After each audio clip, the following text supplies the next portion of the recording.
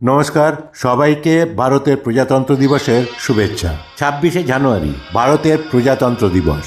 এই তারিখটা শুধু একটা ছুটির দিন নয়, এই দিনটা আমাদের আত্মপরিচয়ের দিন। 1950 সালের এই দিনে ভারত শুধু স্বাধীন দেশই নয়, একটি প্রজাতন্ত্র দেশ হিসেবে নিজেকে ঘোষণা করেছিল। কিন্তু এর মানেটা কি? এর মানে এই দেশের শাসক কোনো রাজা নন, কোনো সম্রাট নন। এই দেশের আসল ক্ষমতার মালিক আমরা, দেশের সাধারণ মানুষ। 26শে জানুয়ারি সেই দিন যেদিন ভারতের সংবিধান কার্যকর হয়েছিল।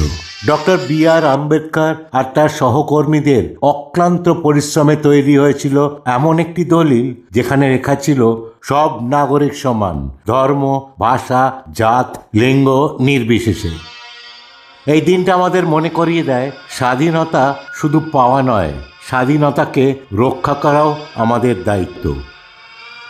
রাজপথে কুচকাওয়াজ, সেনাবাহিনীর শক্তি প্রদর্শন, বিভিন্ন রাজ্যের সাংস্কৃতিক প্রদর্শনী সবই চোখ ধাঁধানো। কিন্তু প্রজাতন্ত্র দিবসের আসল সৌন্দর্য লুকিয়ে আছে একটা প্রশ্নের মধ্যে: আমি কি একজন দায়িত্বশীল নাগরিক? আমি কি অন্যের অধিকারকে সম্মান করি? আমি কি আইন মেনে চলি? আমি কি সত্য, ন্যায় আর মানবতার পাশে দাঁড়াই? একজন কৃষক মাঠে কাজ করে, একজন সৈনিক সীমান্তে পাহারা দেয়, একজন শিক্ষক ভবিষ্যৎ গড়ে তোলে, একজন শ্রমিক শহরকে সচল রাখে। এই সকলে মিলেই কিন্তু ভারত। সবার শান্তি ভারতের শান্তি, সবার উন্নতি ভারতের উন্নতি। প্রজাতন্ত্র দিবস আমাদের শেখায় যে দেশপ্রেম শুধু স্লোগানে নয়, দেশপ্রেম প্রতিদিনের আচরণে। আজ 26শে জানুয়ারি নতুন করে শপথ নেওয়ার দিন। চলুন শপথ নিই, আমরা ঘৃণার নয় সংবিধানের পাশে থাকব, শান্তির পথে চলব। আমরা বিভাজনের নয় ঐক্যের পথে হাঁটব।